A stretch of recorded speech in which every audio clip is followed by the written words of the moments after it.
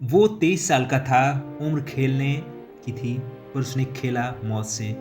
वो हथकड़ी पहनता नहीं था, वो हथकड़ियों को तोड़कर आज़ादी पहनता था। उसके पास धन नहीं था, पर इरादा ऐसा था कि दुनिया उसके सामने गरीब लगती। वो कहता था कि आज़ाद हूँ, आज़ाद रहूँगा और जब तक जीऊँगा अंग्रेज़ों की गोलियों से जीऊँगा। यह कहानी है उस नौजवान की जो एक दिन अपने अंतिम गोली अपने लिए बचाकर चला गया ताकि दुश्मन उसे पकड़ ना सके। यह कहानी है चंद्रशेखर आज़ाद की।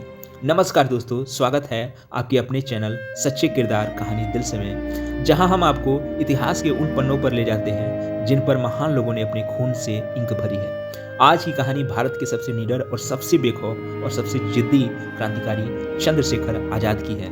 तो चलिए इतिहास की धड़कन को फिर से महसूस करते हैं। 12 जुलाई 1906 झाबुआ भावरा गांव।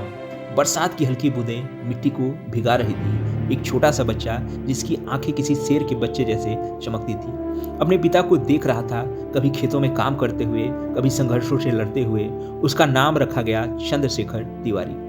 लेकिन कोई भी नहीं जानता था कि यह बच्चा बड़ा होकर ऐसा नाम लेगा जिसे सुनकर अंग्रेजों के खून सूख जाएंगे। गरीबी थी, संघर्ष था, पर मन में आग भी था। उसके पिता बदनारायण तिवारी ने मजदूरी करके उसका पालन पोषण किया। माँ जगरानी देवी ने उसे हमेशा एक ही बात सिखाई, कभी किसी के आगे सिर मत झुकाना बेटा। शायद इसी वाक्य ने इतिहास में एक ऐसा शेर खड़ा कर दिया जिसकी दहाड़ आज भी गुजती है। वो 13-14 साल का था जब सत्याग्रह की लहरें पूरे देश में फैल चुकी थी। बच्चे आंदोलन में शामिल हो रहे थे, स्कूल बंद थे, देश चल रहा था। चंद्रशेखर ने भी गर्व से भाग लिया। एक दिन पुलिस ने उसे पकड़ लिया। उसे गांधी जी के असहयोग आंदोलन में हिस्सा लेने की सजा सुनाई गई। अदालत में एक बच्चा खड़ा था, दुबला पतला, आधी बाहों की कमीज और आंख में आग। अंग्रेज जज ने पूछा, तुम्हारा नाम? बोला, आजाद। तुम्हारे पिता का नाम? स्वतंत्र। तुम्हारा घर? जेल खाना। अदालत हिल गई। एक बच्चे की आवाज ऐसी थी जैसे किसी बाघ की दहाड़। जज गुस्से से आग बबूला हो गया। उसने आदेश दिया, 15 कोड़े। पर आजाद के लिए यह कोड़े नहीं बल्कि वीरता के पदक थे। हर कोड़े पर उसने यही कहा, भारत माता की जय। 13-14 साल की उम्र में ऐसा साहस। उस दिन उसने अपने दिल में एक प्रतिज्ञा लिख ली, मैं आजाद हूँ, आजाद रहूंगा और अंग्रेजों के हाथ कभी नहीं आऊंगा। कोड़े की चोट शरीर पर जरूर लगी, पर मन पर नहीं। वो और अधिक मजबूत हो गया। काशी आया, जहाँ गंगा बहती है वहाँ संस्कृति और विद्रोह दोनों बहते हैं। यहाँ उसने राम प्रसाद बिस्मिल की कविताएं पढ़ी। उनकी सरफरोशी की तमन्ना से वह मुग्ध हो गए। काशी में ही उसे एक रास्ता मिला, हिंदुस्तान रिपब्लिकन एसोसिएशन। बिस्मिल साहब ने उसे देख कर कहा था कि इस लड़के में आग है, यह बहुत आगे जाएगा। आजाद अब क्रांतिकारियों का दिमाग और दिल दोनों बन चुका था। राम प्रसाद बिस्मिल और आजाद की मुलाकात हिंदी क्रांति इतिहास की सबसे पवित्र मुलाकातों में से एक मानी जाती है। बिस्मिल जैसे सिद्धांतवादी, तेजस्वी, आकर्षक व्यक्तित्व वाले नेता के सामने जब आजाद खड़ा हुआ तो उन्होंने कहा कि लड़के, तुम क्रांति चाहते हो? आजाद ने कहा, नहीं, मैं पूरी आज़ादी चाहता हूँ। और बस उसी एक वाक्य में बिस्मिल के दिल में जगह बना ली। दोनों मिलकर साहस, रणनीति और क्रांति की नई धुन रचने लगे। 1925 ब्रिटिश ट्रेन से सरकारी धन जा रहा था। वो धन उन्हीं का था जिन्हें अंग्रेजों ने लूटा था। HRA को हथियार, संसाधनों और प्रशिक्षण के लिए धन की जरूरत थी। तय हुआ काकोरी की ट्रेन को रोका जाएगा। टीम: राजेंद्र प्रसाद बिस्मिल, अशफाक उल्ला खान, राजेंद्र लाहिड़ी, मनमथ नाथ गुप्ता, चंद्रशेखर आजाद। ऑपरेशन के मास्टरमाइंड। जिस रात घटना हुई हवा तक थम गई थी। चंद्रशेखर आजाद रेल की पटरी पर चट्टान की तरह खड़े थे। गोली चली, लोग चिल्लाए, ट्रेन रुक गई।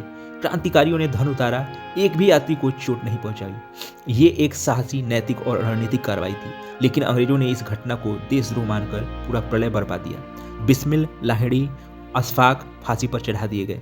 जब आजाद ने यह खबर सुनी तो उसने गंगा के किनारे बैठकर कहा, मैं अपने गुरुओं की शहादत का बदला लूंगा। अब पूरा देश आजाद को जानता था। ब्रिटिश पुलिस के फाइल में वह इंडिया मोस्ट वांटेड घोषित हो चुका था, पर वह वनवासियों की तरह जंगलों में, पहाड़ों में, गांवों में घूमता था। कभी किसान बनता था, कभी संत, कभी मजदूर और कभी विद्यार्थी। उसकी रणनीति कमाल थी। एक जगह कभी 2 दिन रहता, सारे हथियार को खुद साफ करता और हर साथी की परख करता। दिमाग से शेर और दिल से पिता जैसा। वह कहता था कि हमारे पास धन नहीं है, इसलिए बुद्धि और साहस ही हमारी ताकत है। 1928 को जब लाला लाजपत राय पर लाठीचार्ज और उनकी मृत्यु हो गई तो पंजाब जल गया। भगत सिंह आगे थे और जब आग शेर से मिली तो आज़ादी की ज्वालामुखी बन गई। भगत सिंह आग थे और जब आग शेर से मिली तो आज़ादी की ज्वालामुखी बन गई। आज़ाद और भगत सिंह की मुलाकात में ही एक दूसरे को पहचान लिया। दोनों जानते थे कि यह लड़ाई सुधार नहीं बल्कि पूर्ण क्रांति की है।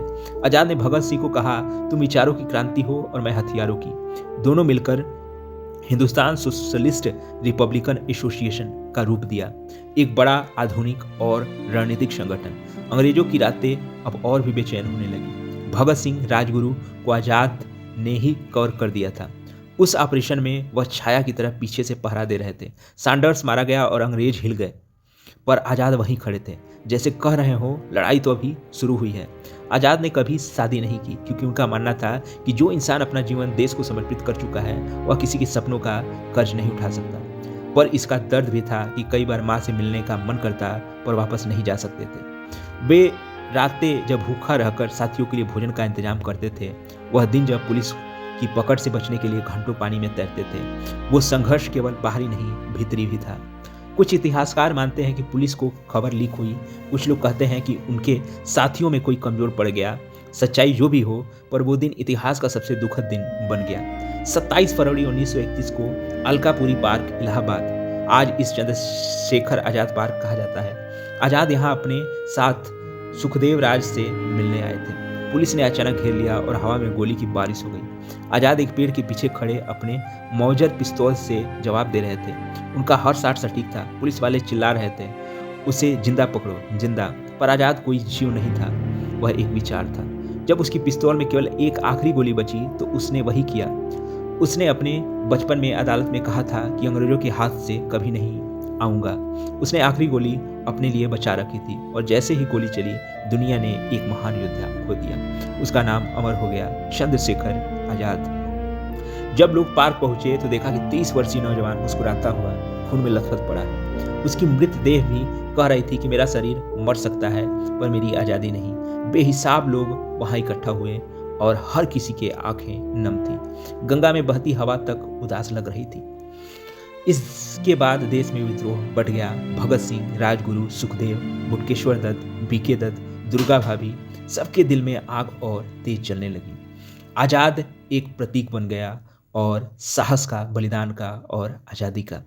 आज हर भारतीय जानता है कि अगर कोई एक व्यक्ति था जो सचमुच अपने नाम जैसा था तो वो था चंद्रशेखर आज़ाद।